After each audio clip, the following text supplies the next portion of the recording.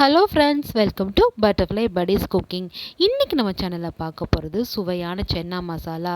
ஆமாங்க, வீட்டிலே எப்படி செய்யலான்னு பார்க்கலான்னு வாங்க. அதுக்கு 2 மணி நேரம் ஊற வச்ச கொண்டைக்கல்லையை குக்கரில் மாற்றி அதை வேக விட்டுக்கலாம். ஒரு 5 விசில் வர வரைக்கும் நல்லா வேக விட்டுக்கோங்க. இப்போது மிக்ஸி ஜாரில் நம்ம கட் பண்ணி வச்சுருக்க வெங்காயத்தை ஆட் பண்ணிக்கலாம். கூடவே 2 தக்காளி கட் பண்ணி வச்சுருக்கோம், அதையும் ஆட் பண்ணிக்கலாம். இதெல்லாம் ஆட் பண்ணிவிட்டு அரைச்சி ஓரமாக எடுத்து வச்சுக்கலாம். இப்போது தாளிக்கிறதுக்கு வெங்காயம், தக்காளி, பச்சை மிளகாய், கருவேப்பிலை, கூடவே தாளிக்கிற எல்லா பொருளையும் எடுத்து வச்சுக்கலாம். ஒரு கடாயில் இதில் தாளிக்கிற அளவுக்கு எண்ணெயை ஊற்றிட்டு ஒரு பிரியாணி இலை, 2 ஏலக்காய், 2 கிராம்பு, ஒரு அன்னாசிப்பூ, ஒரு பட்டை, கொஞ்சோண்டு பெருஞ்சீரகம் எல்லாத்தையும் போட்டு நல்லா பொரித்து எடுத்துக்கலாம். நல்லா பொரிஞ்சு வந்த பிறகு நம்ம கீறி வச்சுருக்க பச்சை மிளகாவையும் ஆட் பண்ணிக்கலாம். கூடவே பொடி பொடியாக நறுக்கி வச்சுருக்க வெங்காயத்தையும் இதோட ஆட் பண்ணிக்கலாம். கொஞ்சம் கொஞ்சமாக வெங்காயத்தையும் ஆட் பண்ணிவிட்டு அதை நல்லா வதக்கி விடலாம். நல்லா வதங்கி வரத்துக்கு, பொன்னிறமாக வரத்துக்கு கூடவே 1 டேபிள் ஸ்பூன் உப்பையும் ஆட் பண்ணிக்கிட்டோன்னா சூப்பராக பொன்னிறமாக நம்மளுக்கு வதங்கி வந்துடுங்க. கூடவே கருவேப்பிலையும் ஆட் பண்ணிக்கலாம். நம்ம கட் பண்ணி வச்சுருக்க தக்காளியும் ஆட் பண்ணிக்கலாம். எல்லாத்தையும் நல்லா போட்டு வதக்கி எடுத்துக்கலாம். எல்லாம் நல்லா வதங்கி வர வரைக்கும் வெயிட் பண்ணுவோம். இப்போது கொண்டைக்கடலை வெந்துருச்சு. கூடவே இஞ்சி பூண்டு பேஸ்ட்டையும் ஆட் பண்ணிக்கலாம்.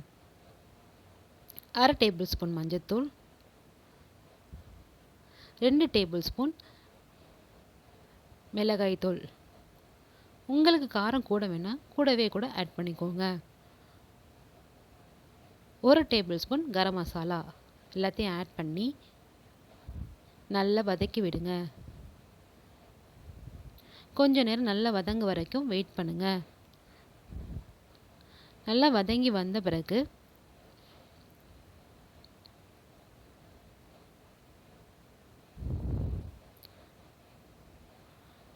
வீட்டில் அரைச்சி வச்சுருக்க குழம்புத்தூள் அதையும் ஒரு டேபிள் ஸ்பூன் ஆட் பண்ணிக்கலாம்.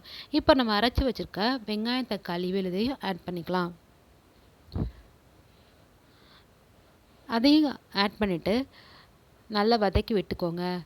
அதில் இருக்க பச்சை வாசம் போகிற வரைக்கும் நல்லா வதக்கிக்கணும். கூடவே கொஞ்சம் பெருங்காயத்தையும் ஆட் பண்ணிக்கிட்டோம்னா கிரேவி ரொம்பவே டேஸ்டியாக இருக்குங்க. நல்லா வதங்கி எண்ணெய் பிரிஞ்சு வர வரைக்கும் வெயிட் பண்ணணும். நல்லா கலந்து விட்டுட்டு கொஞ்சம் தண்ணியை ஆட் பண்ணிக்கலாம். அடி பிடிக்கிற மாதிரி இருந்தால் ஆட் பண்ணிட்டு கொஞ்சம் நேரம் அதை கொதிக்க விடுங்க. நல்லா கலந்து விட்டு கொஞ்சம் கொதிக்க விடுங்க.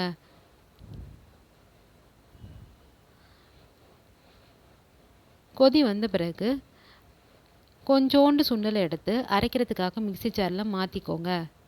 கொஞ்சம் நேரம் அதை ஆறட்டும். மிச்சம் இருக்கிற கொண்டைக்கல்லையை கொதிச்சிட்ருக்க கிரேவியோடு கலந்து விடுங்க. எல்லா சுண்டலையும் போட்டு நல்லா கலந்து விடுங்க.